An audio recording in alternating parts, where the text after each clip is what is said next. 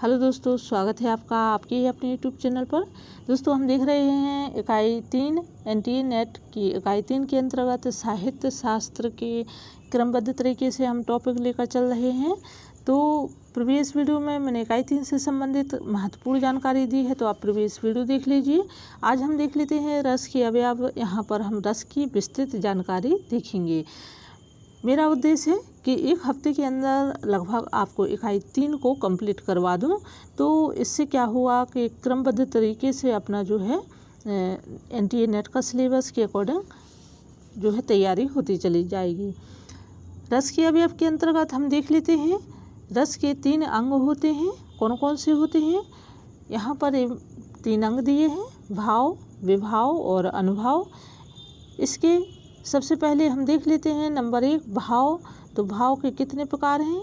भाव के 2 प्रकार बताए हैं, स्थायी भाव और संचारी भाव। संचारी भाव को हम व्यभिचारी भाव भी कहते हैं। स्थायी भाव के कितने भेद हैं? तो इसके 9 भेद होते हैं। और संचारी भाव के कितने भेद हैं? तो इसके 33 भेद या प्रकार होते हैं। हम देख लेते हैं। भाव के बाद आता है विभाव। तो विभाव के कितने भेद हैं? तो इसके 3 भेद हैं, आश्रय, आलम्बन और उद्दीपन। इसके बाद है अनुभाव। तो अनुभाव के कितने भेद हैं?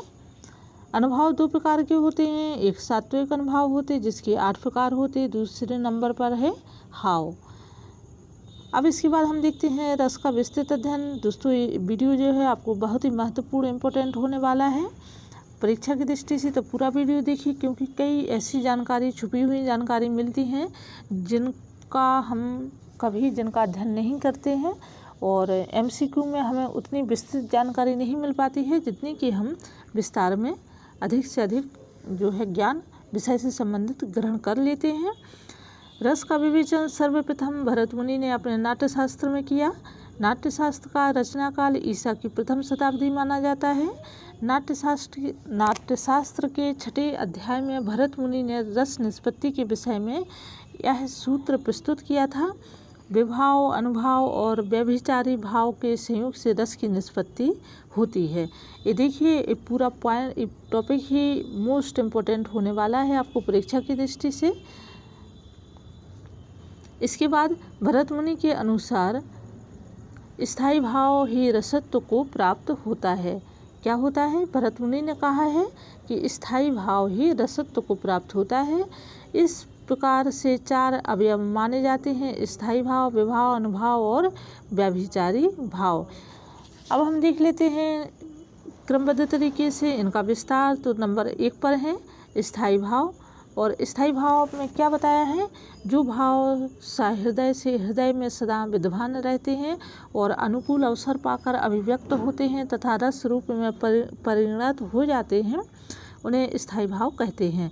आचार्यों का मत है कि हमारा मन 9 प्रकार से प्रभावित होता है। ऐसे 9 स्थायी भाव हैं जो जागृत होकर हमारे एकाग्र मन को आनंद मग्न कर देते हैं। स्थायी भाव काव्य, नाटक आदि में आदि से अंत तक विद्यमान रहता है। यह अन्य भावों की अपेक्षा अधिक प्रभावशाली होता है। आचार्य रामचंद्र शुक्ल ने स्थायी भाव की परिभाषा इस प्रकार प्रस्तुत की है और उन्होंने कहा है: प्रधान भाव वही कहा जाता है या प्रधान भाव वही कहा जा सकता है जो रस की अवस्था तक पहुँचे। प्रचलित प्रयोग के अनुसार स्थायी भाव रस की अवस्था तक पहुँचे वही प्रधान भाव कहलाता है, ऐसा आचार्य रामचंद्र शुक्ल ने कहा है।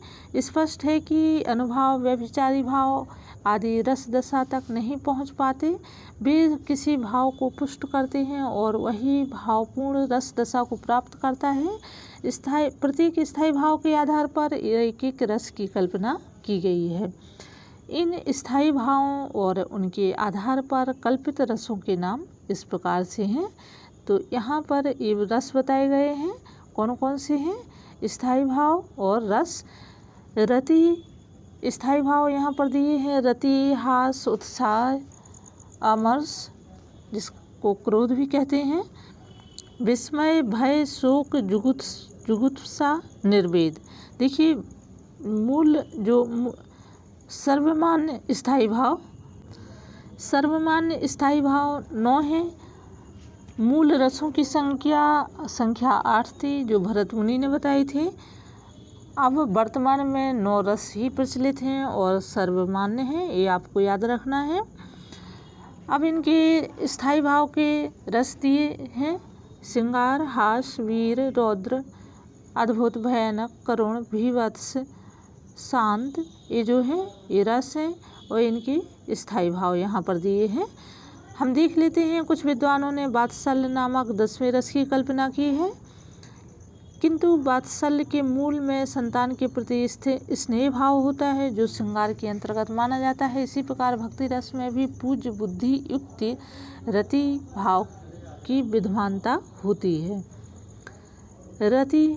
रति क्या है? देखिए यहाँ पर जो है स्थायी भाव है और स्थायी भाव का यहाँ विस्तृत अध्ययन दिया गया है। तो रति क्या है? नायक नायिका के पारस्परिक प्रेम को रति कहा जाता है। रति श्रृंगार रस का स्थायी भाव है। हास अंग विकार, वेशभूषा एवं वाक्य वैचित्र्य से उत्पन्न होने वाली प्रसन्नता, हंसी, हास कहलाती है। उत्साह, पराक्रम, दानशीलता एवं धर्म व कर्तव्य के प्रति निष्ठा से जो मानसिक उमंग का भाव उत्पन्न होता है उसे उत्साह कहते हैं। अमर्ष क्या है? अमर्ष जिसे हम क्रोध भी कहते हैं, अपने अथवा अपने इष्टजन के प्रति हुए अपमान या अपराध से जो रोष का भाव उत्पन्न होता है उसे अमर्ष या क्रोध कहते हैं। यह रौद्र रस का स्थायी भाव है। भयंकर वस्तु या घटना को देखकर जो भाव हृदय में पैदा होते हैं वह भयंकर रस के अंतर्गत कहलाता है। यह भय का स्थायी भाव है।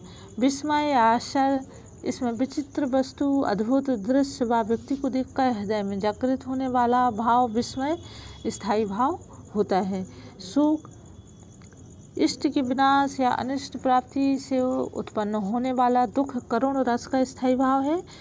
जुगुप्सा, जिसे घृणा, किसी गंदी वस्तु को देखकर उत्पन्न होने वाली ग्लानि को जुगुप्सा कहते हैं। यह विभत्स रस का स्थायी भाव है।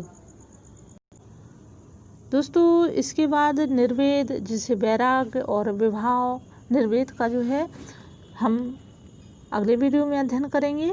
साथ ही विभाव के कितने भेद होते हैं और इसका विस्तार, अनुभाव के कितने प्रकार होते हैं इसका भी विस्तार परीक्षा की दृष्टि से बहुत ही उपयोगी है। तो इनका अध्ययन जो है हम आने वाले अगले वीडियो में करेंगे। आप इसको देखिए, पढ़िए और लाभ लीजिए। धन्यवाद।